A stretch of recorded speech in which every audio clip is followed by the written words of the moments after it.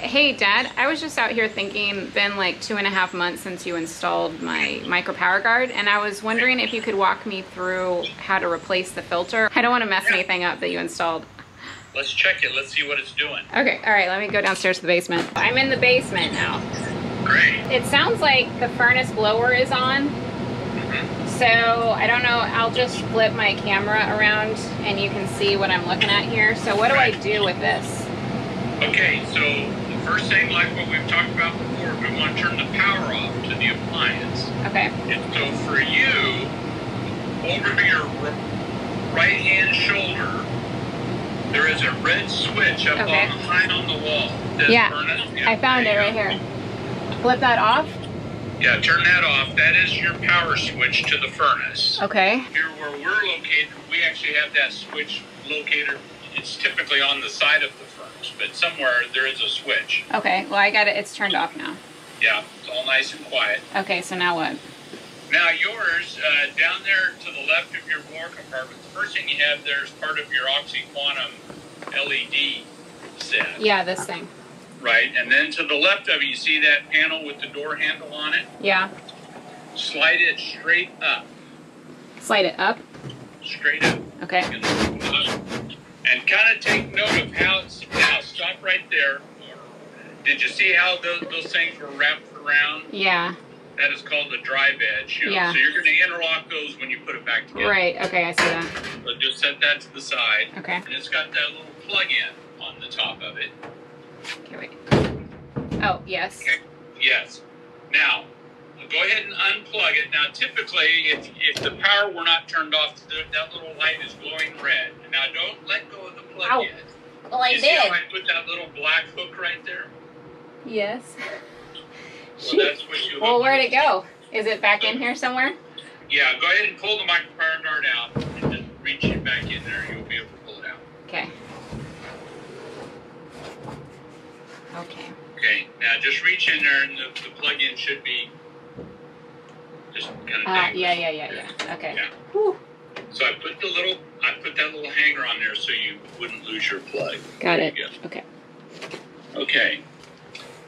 So now let's take a look at your MicroPower guard there. Okay.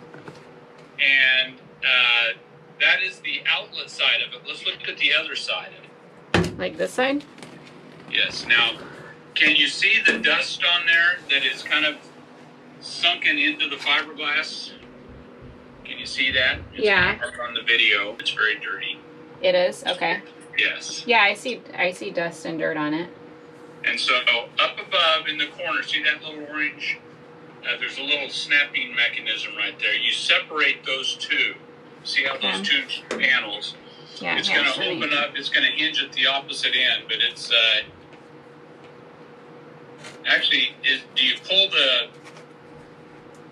there's a little tab in the center of it that I think you pull out. See the little black knob on it? These little black knob things?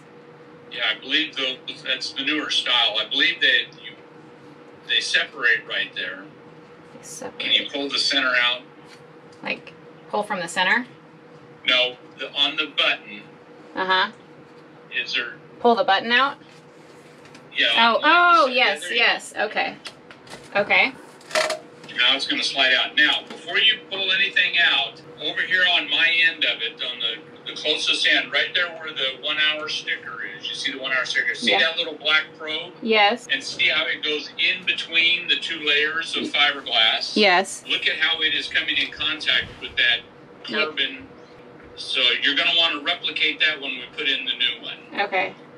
You see that? Yeah. On the interior there, those black carbon streaks are carbon, and that is actually how it's going to electrify that whole media there. So it's important that that probe slides in between those two and comes in contact with the black portion. So what you're going to do is gently pull it out with your left hand. Go ahead and just pull it out that way. Ooh, there's like dust coming off of it. Hold it rather still because that dust is just stuck to all the fibers of that filter. If you shake it, it's going to go everywhere. It's going to come out. Wow, okay. Okay. Now what you're going to do is get another one out of the box there. Okay. And it's hard to see details just over video, but times I will vacuum the frame, the wire part of the frame, if it has a lot of excess dust on it. Okay. You can certainly do that, but you do not want to wash it. You don't want to take the garden hose to it, put it in a dishwasher, or anything like that. If you want to dry vac it off, you can. Okay.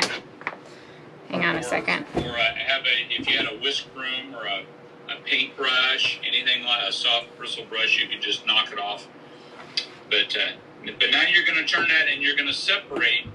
Right. Do it from the end. Do it from the end, from the smaller dimension. So I see, like, I can see where your right hand is. That is the carbon that you're going to want to come in contact. Okay, because there's like a small little black strip here, and then a much thicker black strip on this side. So the thicker one goes in. You're going to be coming in using the big part of the black carbon.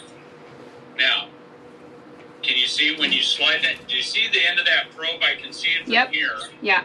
It's shiny. See how it's kind of a prong? So see, it's going to slide in there and come in contact with the black carbon. Does the black carbon, it's going to go more like maybe this? Yeah, this way. Exactly. You're going to do it just like that. Okay. So now open it up so the people can see. Like this way. There. Do you see how the prong, the probe is facing here. The media right now? Or right where your finger is. And it slides underneath like this. And it's going to come in contact with the black portion of that carbon. Right, and so it's going to go just like this. And you'll even see that now you're going to get it in the frame as best you can. Right. Where it's not sticking out. Yep. And you're going to close that frame back up, and you're going to see a little circular pad. See the little circular plastic piece? Yes. Yes. So go ahead and get everything tucked in so the door frame will clip shut. Okay. That one goes.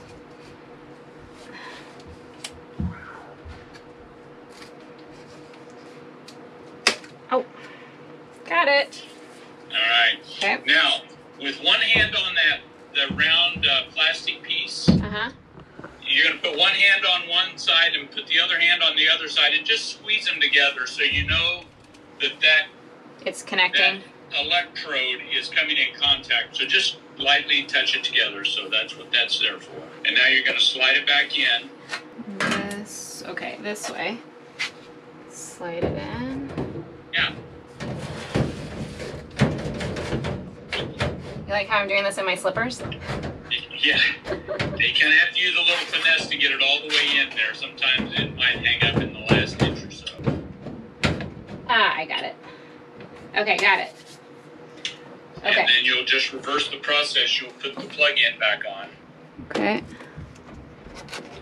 Now you can do a trial fit of that door as it slides on. Not everyone has a door like that. What I'm going to want you to do is keep the door off, because when you turn it back on, the little red light, you want to make sure is turned on. Okay. Okay, so I have it just kind of hanging there. Right. So now you can go back and turn the switch back on. So go turn the switch on, okay? All right, we got it on.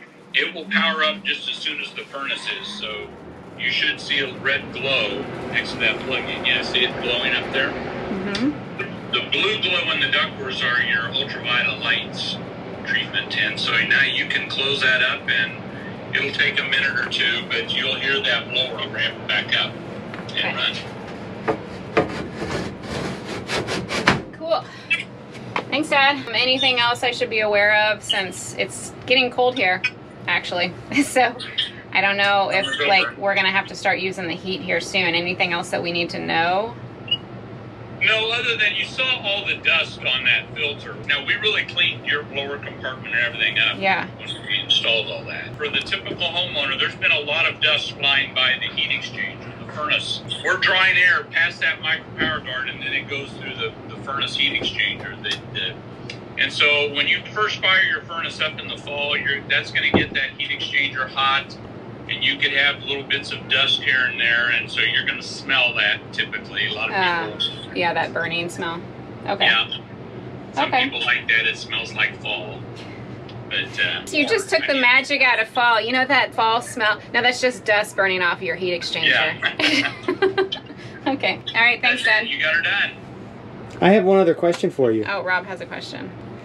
Yeah. My cameraman has a question. Since we purchased the home and we were doing a lot of work in the home, painting and other moving, would this filter get dusty faster because we were doing a lot of actual labor inside the house? Oh yeah, absolutely.